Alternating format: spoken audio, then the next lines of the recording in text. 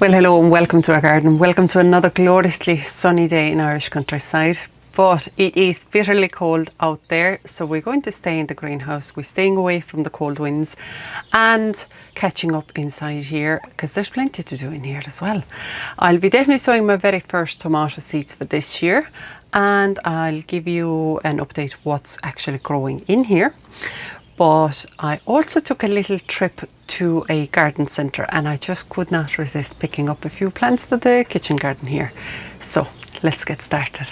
I've just started off watering all the seedlings inside here because when the days are really nice and sunny like that, the trays do dry out quite fast. You'll be surprised how quickly the temperatures will reach 30 degrees inside here, and then the plants will be struggling.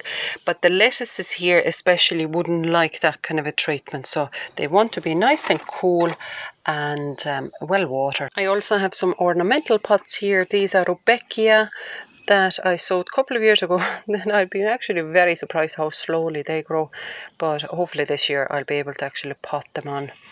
And there's some Verbena bonariensis. I'm sure some of them are dead. They might wake up yet, but I'm not too worried about them because I have plenty of this plant in the garden already. Some spring onion, peas for shoots. These are delicious, so easy to grow. Just nip the tips out for salad. Garlic bulbils in here, so there's some elephant garlic bulbils.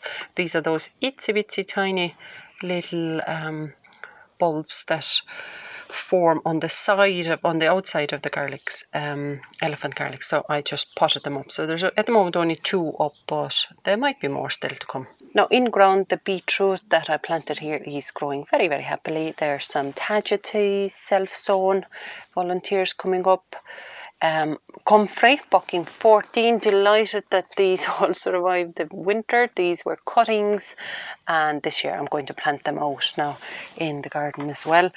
And what has really shot up from the soil here is self-sown borage, and truly they only were just tiny little sets of leaves just like 2 weeks ago, and they've really grown big. So I'm not going to let all of them mature here. I'll probably only leave one, and then I'll just find new homes for them outside in the garden. I do like having borage here with the tomatoes during the season. It's so good for the bees. They always visit here and it's great for pollination. And I'll actually turn you around now. The middle bed is also where the tomatoes are going to be going, but I have at the moment a lot of the cabbage family plants in here. So I have turnips, I have, you see the mustards in here, rocket, and they need to grow and get mature either, obviously with the likes of the turnips, so I can harvest them and take them out, because they will not be happy growing with tomatoes together in the planter. As with the beetroot, there's no problem with them. So beetroot, tagetes, borage, they would not be competing with tomatoes, but cabbage family plants would. So this planter would need to be emptied by the time we start planting tomatoes here, which is not going to be that far now. Let's say if I sowed tomatoes now, let's say 6 weeks time or so. But yeah, so hurry up little seedlings. But obviously you can see they're all flattened down at the moment because of the watering. And deep watering is going to become really important. But again, the frills, mustards for salads, and rocket or arugula, they'll be absolutely delicious. I let them perk up, and I'd be even able to pick some leaves today from here. And there's calendula popping up here, more tagetes, a lot of self-sown ones. And look at this strawberry spinach, absolutely everywhere. I've also brought my yukon pots in here so they can start acclimatizing. But look at here, what do we have here? We have our first potato leaves, and this is the Red Duke of York, as planted in February, and it's been here in the greenhouse. So this is for the very, very first harvests. So there's still time obviously for it to grow, but how beautiful are those leaves? So nice to see it. The table here is also getting quite full. I think I'm actually pretty much out of the space. This gap here is for a division, so because I have no labels at the moment on them, so I remember which side is what plant. But I have sweet peas here. I have broad beans, and these are really growing strongly. Again, this is home saved seed, and they're one of the best looking broad beans I have grown now. This is, I think, second season of home saved seeds. So as first year grown, saved seed, planted again, so grown again, and saved seed again. So this plant has really acclimatized to our conditions here, and properly strongly growing, and planted inside the loo rolls. Happy out. And then I have a little bit soil more in between them and in a solid box. So I do have to mind the sort of watering regime with this. Same here with the loo rolls for the sweet peas, because I only have one set of root trainers. And as you see with the sweet peas here now, these are way longer. They're the earlier sown variety than these ones. So these are nice and sort of tall still, but these guys are starting to flop over and they're starting to push out. So what I would do at this stage, I haven't done it yet, but what I would do is basically come around now and start nipping them shorter. So pretty much only leaving like a couple of sets of leaves. You can easily nip it out here where I see there's another set of a stem due to start growing. And then if you actually place them into a jar of water, they will grow roots. So you can end up actually propagating more sweet peas for yourself without having to re-sow. But absolutely, you could do the same with every one of them. So if we look at the stems, there's 1, 2 sets, 3 stems coming out. I could easily take it down to here, so the stems will be very similar in the height. This is sedum. I had a stem that had a lot of these little pups on them, so I took them off and put them into the soil, and they've been out here in the greenhouse unprotected, and I'm hoping that they'll all grow roots, and then I'll have a lot of more baby plants. Sedums are absolutely wonderful for pollinators. Butterflies love them, bees love them, and for overall autumn colour, autumn interest. Nice strong plants of Brussels sprouts here. Red cabbage, no, cauliflower maybe. Yeah, I think that's red cauliflower actually. Nicely growing here as well. I have cosmos, cabbages, cauliflower, more cosmos. Now there's a tray here that's showing no life, but this is Jerusalem artichoke. So there's tubers in each of these cells, and there's plenty of roots showing underneath here. Then we have parsley, some nasturtiums, more cosmos, different variety. That did not come up as well, not as strongly at all, but also I think I slug a few of them. And this is actually what I'm the most probably happy about. This is celeriac. They did come up and they definitely need to be pricked out and planted out, so I can probably do that today. I also did bring the potato buckets in here that we looked at last week. So the Aran Victories and the Cara, and these are just going to be planted on as seed potatoes this year. I'm not going to harvest any of those. And then finally on this shelf we have some Rudbeckia that need to be pricked out, some Echinacea, and more sweet peas. So that's again a different variety of sweet pea. And then in these tall slim pots I have a couple of bare root raspberries that I had ordered at the beginning of the year, and I potted them up as soon as I got them. And then there's some perennial kale here, Dobinton kale, with this kind of beautiful variegated foliage. So yeah, so the beauty of this kale is that you can keep propagating it from cuttings. So nice. But yeah, I got them as cuttings, so I put 4 into a pot. Now some of the cuttings are doing a little bit stronger than the others, but again, if we look at underneath of it,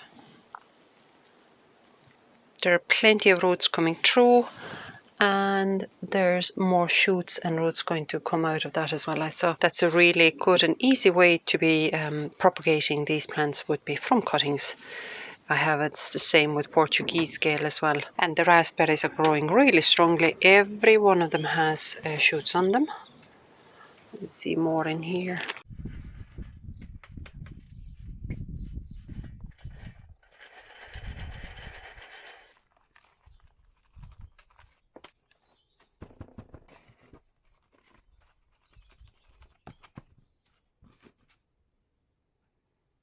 The temperature rising so quickly inside here. I actually had to open one of the top doors because the temperature went well over 25 degrees, and it just has brought it down to 23. But yeah, the sun so quickly heats up the place. But coming to the sowing of tomatoes, so what I actually really want to recreate inside here is what I had last year. I think last year was the most successful from the point of view of not over sowing, not overgrowing, and not dealing then with the disease at the very end of the season. Because last year was the first time I had this oval planter placed in the middle, because all the previous years I would have had two deeper beds at either side of the greenhouse walls, and then one central path running from doorway to doorway. But what I just found with those deeper side beds was that reaching into it was took way more of effort. It was way harder on my back, plus then the plants actually grew way too intertwined with each other. I couldn't reach in within the plants to harvest enough. I had way more fungal issues, and then at the end of the seasons I always had way more blight to deal with, and then the actual fruit ended up getting blighted as well. So I ended up actually losing more than what was necessary. And not only did that layout work way better for us from the point of view increasing the airflow, but also it made me physically reduce the amount of plants I was planting as close to each other as I used to do before. And yeah, overall I had much better access. I was able to prune the sort of the side shoots on the vining tomatoes more. I was able to train the plants better, and I was able to get access to all of the fruit that were actually on the plants, which meant I actually ended up losing way less of harvest as well. But pretty much didn't lose any harvest. And yeah, overall we had abundance of tomatoes last year, but I also was paying a lot more attention to what we actually enjoyed eating and what benefited our family as the type of meals we were preparing, or what we like to eat just fresh.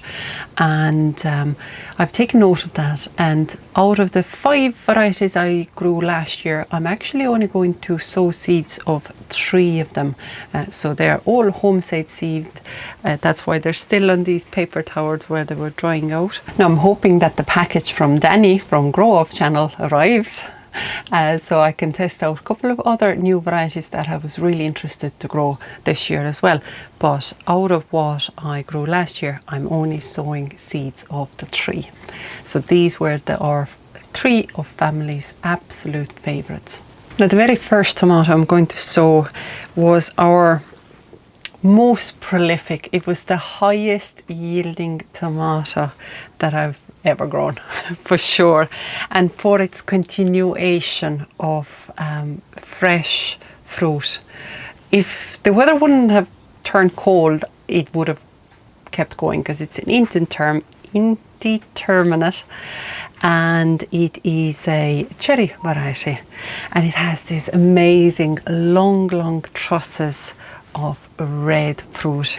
And actually with all of these seeds now that I'm sowing, I'm going to well over sow the trays, because as I said, they're homemade seeds, but I haven't tested for germination, so I'm not sure how good, how bad they are. So I might as well just oversow and pick out the best seedlings, and then I can keep seed again. I'd rather do it like that, because then eventually those plants really have acclimatized to your conditions, and I'll have fresh seed.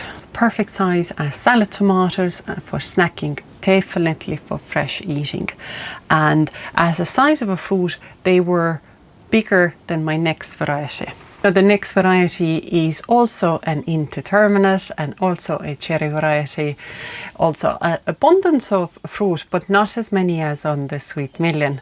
And that variety was definitely a bigger hit from the flavour side of from the sweetness side of the flavour, and that's a Sun Gold. Now what I'm sowing is a Sun Gold Select, as the standard Sun Gold is a hybrid OF1 variety, as the Sun Gold Select should be an open pollinated version. So I'll sow a lot of them, and the same as with Sweet Million, this plant would have just kept growing if there would have been enough heat. It would have kept growing, putting out new flowers, and you would have gotten more fruit again. So that is the beauty of indeterminate. Now you do have to finally call a halt on them. And the last variety I'm going to sow is because it's really special. It isn't the highest yielding, but it's a stunning looking big beefsteak type of a tomato, and it has a really nice flavour profile as well. It is an Italian heritage variety called Apricot Celix. So it's something I've been growing for years, and because the seed is very uncommon, I would just keep saving myself new seed, and I keep growing it, and it is really delicious. And it doesn't need anything else to complement its own flavours, just a bit of pepper, salt and olive oil, a bit of maybe mozzarella cheese as well, and you'll have a stunning salad as a side dish. So it's just something I grow because it's tasty, it's beautiful, it's uncommon. But unfortunately it does tend to get blight the quickest, so you don't get ever a big harvest out of them, but it's still worth growing nevertheless. I've covered the seedlings up with about 1 centimetre of soil, and later today I'm going to take them from the greenhouse here into the house onto the heated propagator, and going to leave them there to germinate until I see proper seedlings out of the soil and prick them out, and obviously then eventually they'll come back into the greenhouse. At the moment they need watering though.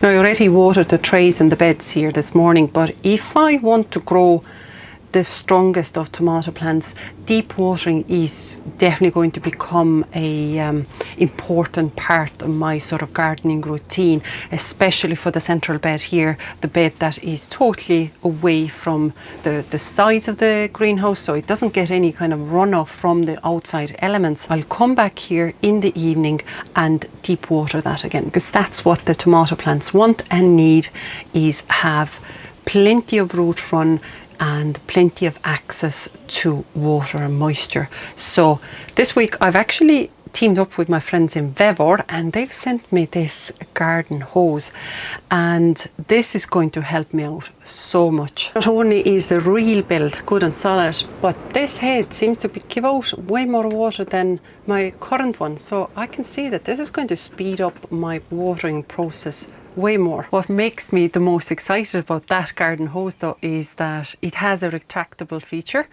and I have plenty of distances here to walk, especially if I need to water something. But now even if I would go as far as those new metal planters, I don't have to worry about how is that hose getting back into its original position. My reel has 35 meters in it, so that's a good long distance, and the mechanism doesn't seem to have any problem pulling that back really nicely, calmly, and I can just walk back with the reel. It puts no pressure on me. It makes it so easy, and not to have a hose lying around the ground for me to potentially trip over is an absolute blessing.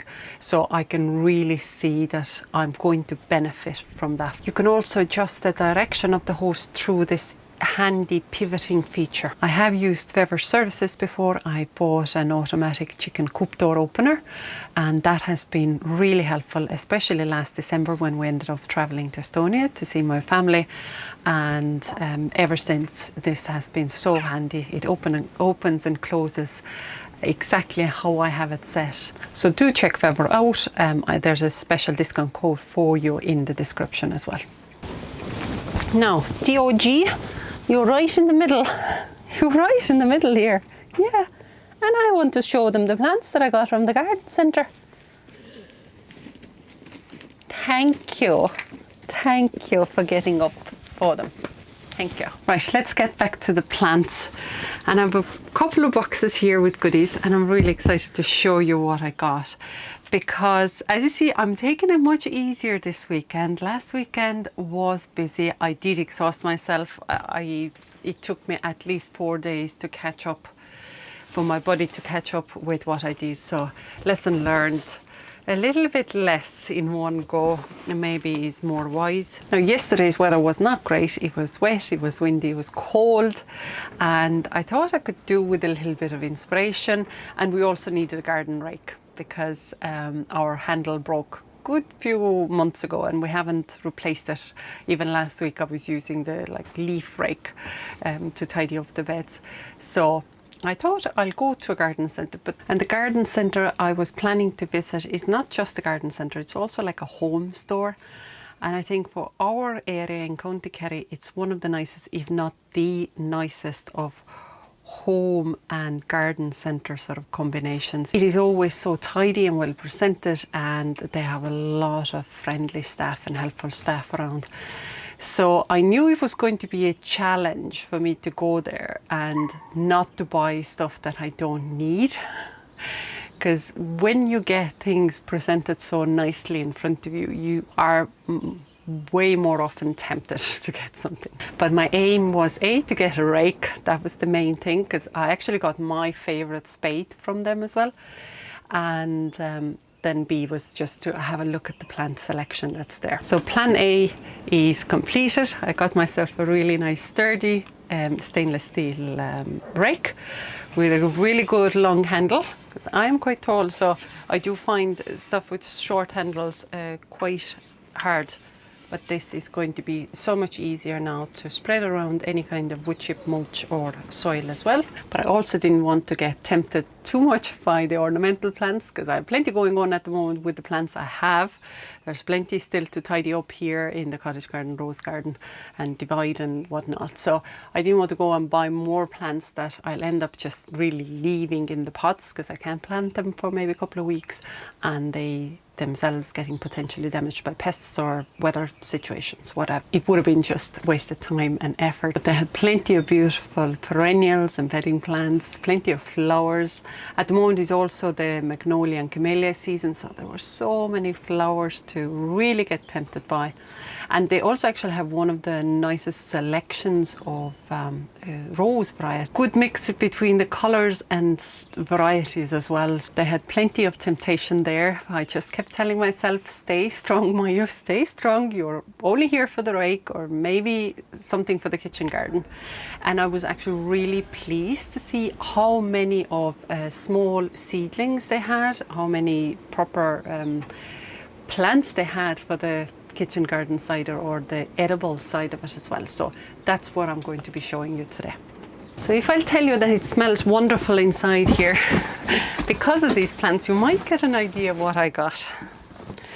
So I start with the biggest and boldest of fragrances as well is rosemary.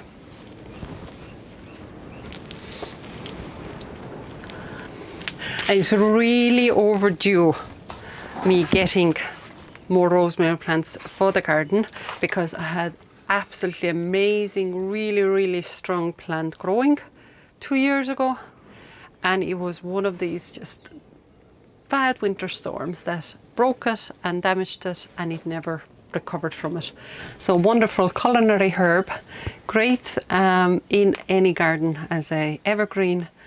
And I'll put them now into the water. I got 3 of them, but yeah, great for deterring pests as well in the garden. Really nice, strong plants as well. Now continuing on the Mediterranean theme, it's another herb. Now I have a lemon version of it already, and every year I'm wondering, like, is it going to die now? Is this winter going to die? Is it not? Because the lemon version of it is less hardy than the common version, and that's thyme. Is really an essential kitchen herb. So beautiful. Also as a planting combination, so this is thyme. I had rosemary, I will have parsley, and there's one more that I'll add to that sort of planting combo. So again, I'll put them onto the tray with water. I actually have creeping thyme in one of the fruit tree guilds as well. And the third plant for that combo, which if you're cooking anything with tomatoes and do any kind of Mediterranean cooking type dishes, you can't be without it, which is oregano, whatever way you want to call it, tomato. And they're so healthy. They're really nice little plants. So water again. And then last one from the herbs selection is another oregano, which is a golden version. So that's same as the other variety was. It's just the shape of the leaf that's different, and obviously the color as well. So that will also go into that planting combination then. Next is going to be a plant with an Italian name, but it's not a herb. It's not necessarily Italian either, but it's a cucumber, and I really was not planning to buy this, but it was the description of it. I was like, yeah, no, I can't go wrong with it, because I'm not buying a packet of seed. I'm just buying one plant, and it's already growing, and it was good value. There's no harm in testing out a new variety like that if I just get one seed. So this is called Piccolino, and the description says that it produces an excellent crop of crisp mini cucumbers, ideal for snacking, salads and sandwiches, and harvest June onwards. So I can't go wrong with that as long as it survives. So I will have my own other cucumber varieties as well, but I'm definitely trying this little guy out. And then I could not resist a tray of strawberries. It's a very well-known variety, Cambridge favourite, but I've never been able to grow it because whenever I've been looking for strawberry plants, they've never had Cambridge favourite before. So when I saw them there, obviously I had to take a tray of them. My main variety has been always El Santa, also a well-known variety. But yeah, Cambridge favourite. So I am delighted. I have that now in here as well. Where do I get? I'll get this one. So I'm really excited to be growing this variety. Not only that the flavour of the fruit is supposed to be really delicious, but also because it's really handy and suitable for patio growing and growing in pots or planters. So rather than having them in the ground in the big beds. So I also have to water them. Some of them are more damp than the others, so they need watering as well. So let's continue with fruit. If I show you those plants like that, they might look familiar. You might get an idea what they are. One is way spikier than the other. Not sure if you can. I hope you can see those thorns on one of them, but they're not very deep. They're shallow enough spikes, as the other one is totally smooth. But they're both hybrids. This is called a tayberry. Its parents are a blackberry and a raspberry, so it's been bred to have the features of both of them. And the fruit is still going to be red. They're going to be extra big and extra sweet. And these are usually fruiting at the very end of summer, sort of July and August. As the other plant also has parents of blackberry and raspberry, but this is loganberry. So it's another hybrid, also has red fruit. Fruiting should be a little bit later than tayberry, but also the flavour should be different, more acidic, sharper, more distinctive to loganberry, and more often it's used for jam making. So tayberry, loganberry, raspberry, blackberry. So I'll have 4 of these vining plants that I have to find home for now this season. Yeah, I'm actually really excited about it now, having this kind of collection of plants. Have to find a spot for them. What do you think? Where will I put the herbs? Now, if you haven't seen what I was up to last weekend and you're wondering what did tire me out that much, have a look at that next video. But otherwise, thanks a million for joining me today. And don't forget to check out the link in the description for VEVOR if you're any bit interested having this kind of a handy gadget in your garden.